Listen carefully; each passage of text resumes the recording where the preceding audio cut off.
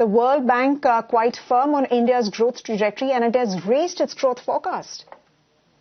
Yes, definitely. World Bank has raised the GDP forecast for India, and 7.2% GDP is projected for FY26. But remember, it is slightly lower than what our own Reserve Bank of India is estimating. However, the impact of tariffs has been talked about in this report, and therefore, if you talk about the next year, India's economy is expected to grow at 6.5% in FY27, and now this is an easing from the estimation of 7.2% in the current fiscal, but overall, India is seen as steady growth momentum will continue for the country. In its latest Global Economic Prospects report, the World Bank has noted that the impact of higher U.S. tariffs on Indian export is likely to be cushioned by stronger than anticipated momentum in the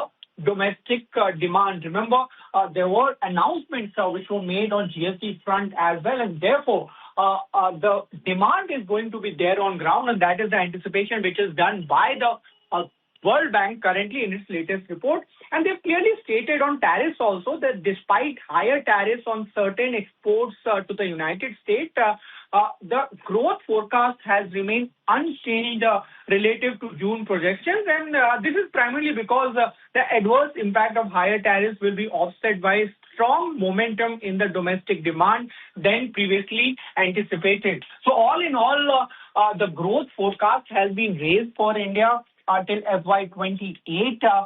It is going to be a bright spot among the other emerging economies, at least with 6.5% growth and above for next 3 years. And the impact of tariffs is already seen in this report.